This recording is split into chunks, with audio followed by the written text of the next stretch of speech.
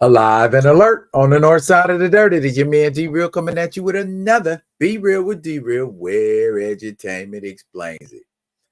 Yep, as you can tell by the little thumbnail up yonder, we're doing another Philadelphia review coverage story, bringing y'all up to speed of the legend that is Philadelphia, which is done by Rodney Barnes on writing and Sean Alexander.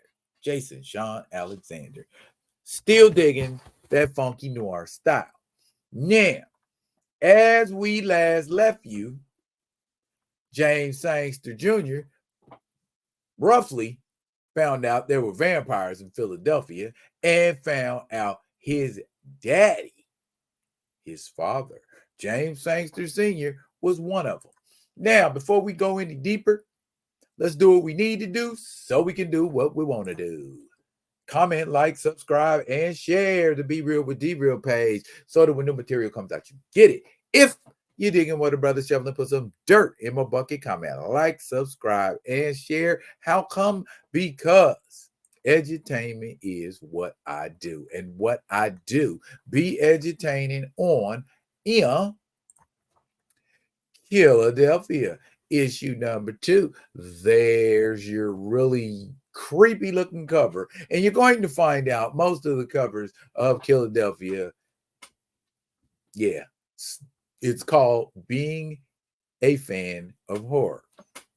Anyways, this story is bookended by the story of Estelle Tompkins.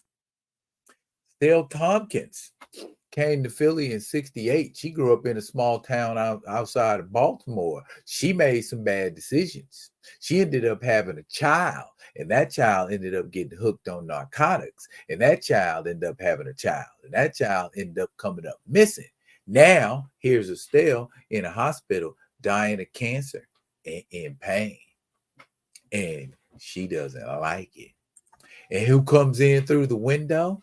Her grandson, Tevin, who we've already met in the previous issue, and we know that currently Tevin is a vampire. And Tevin is trying to offer Nana the opportunity to become one of the undead. Nana's like, she got to pay her penance. Nana got to die.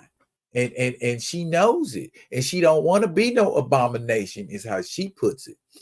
And Tevin ain't going to force it on her. He just leaves. Stay tuned for the conclusion. Now, here are Chief Medical Examiner Jose Padilla and James Sangster Jr., and he's relaying his story to her.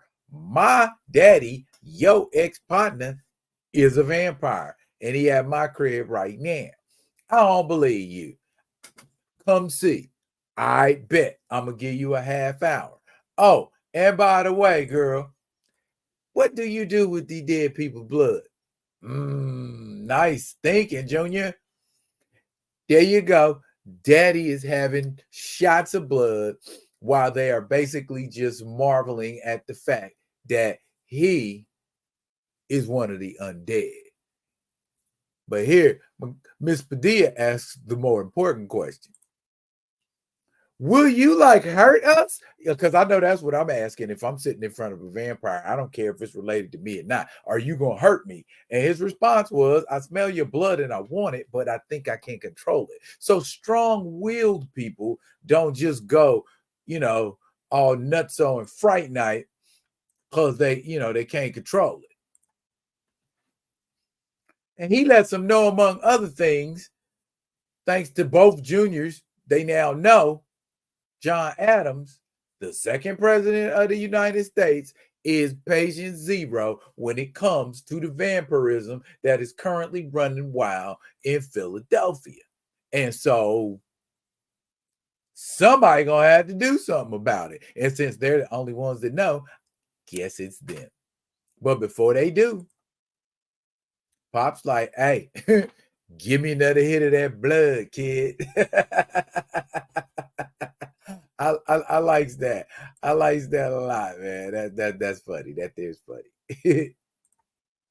Okay, here we go. We are getting ready to meet another one of Philadelphia's supporting characters. Young lady walking the streets of Philadelphia at night. Very young lady. Looks to be like she couldn't be no older than 11 or 12. And a car rolls up and says, "Oh, it's kind of cold for a stroll. What you doing, little girl?" And she said, "I'm really close to where I'm going. Plus, I ain't supposed to talk to strangers." Now, that exchange could have ended right there. He could have kept on pushing and she could have kept going on doing what she was doing. But no, oh, I'm not a stranger. I'm a friend. I'm officer friendly. And she's like, "Oh, policeman? My daddy say policemen look at black folks like they the enemy. Not me. I love everybody." And she hops in the car with him. Stranger danger. "Wow, what's your name?" He talking to her like she some kind of prostitute. "Oh, my name Brittany." And he tells her his name is Dave. And she said, "You don't look like a Dave." And he said, "What do I look like?" And but before she answers, she tells him, "Pull on into this alley so I can see you under the moonlight." Oh, that sounds real nice. Now, what do I think you look like? Dave? You look more like a Norman Becker, 54, 3 kids, C student at Syracuse, wife Margaret, who you really aren't attracted to anymore, and a lovely gated community of folks who would surely frown upon their community watch leader in an alley with a cute little black girl. Uh-oh. And her eyeballs. Are we? Oh, goodness. Looked like the person who was in danger from a stranger was not who we thought it was.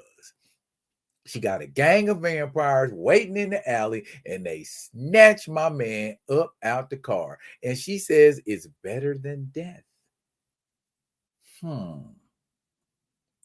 Meanwhile, we finding out about the vampire conspiracy courtesy of Sangsters Jr. and Senior. It's like an organism. If we don't stop it, it's just going to continue to spread. How can we stop it? And the whole situation is, we know you got a connection, so you give us the inside scoop and we'll act on what you say based on we know you got that link. And so the bigger issue is John Adams ain't easy to get at. He's got a security force of soldiers all throughout history, from the Revolutionary War to MS-13. Damn, John Adams ain't playing. He know what's going on. If we don't stop him, he's going to continue to make more vampires, and those vampires are cattle. Those aren't the main vampires. Those are just the vampires he's corralling together and using as an army, as you'll see shortly. And if we don't stop them, by the time those vampires are big enough in number, they're just going to break loose and start attacking everybody. Meanwhile, the smarter, more intelligent vampires hang back and can pick us off after we waste our energy dealing with those other vampires.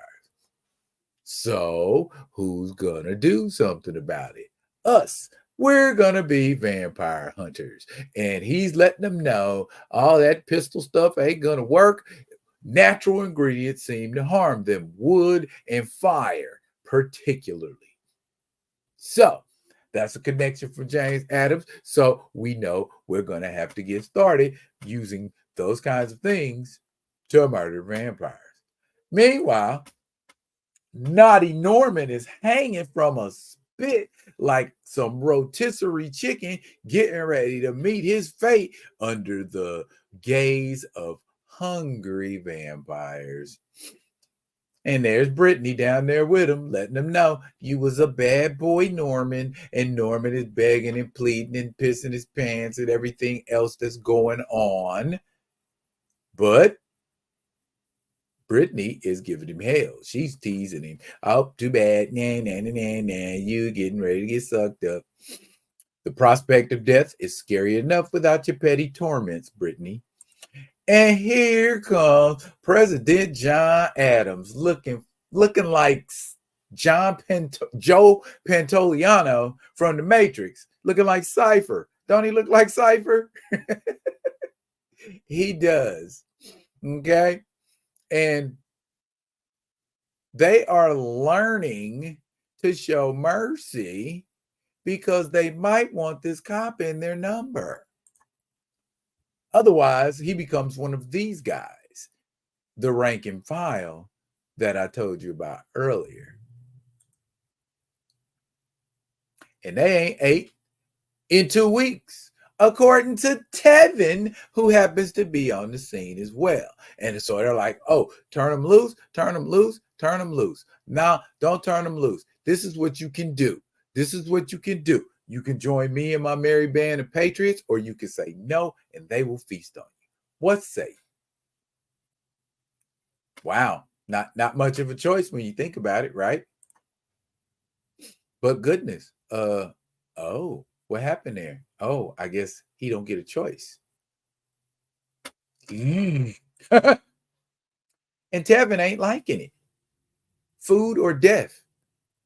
That shit ain't very presidential, Adams.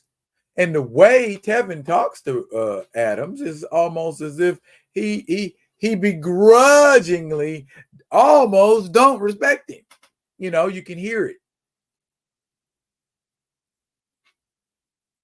And President Adams thinks he's maintaining order. But order ain't taking people's freedom away. And with that, Tevin's gone. Back to our vampire hunters who have been vampire hunting and killing a couple of the folks at the morgue or destroying.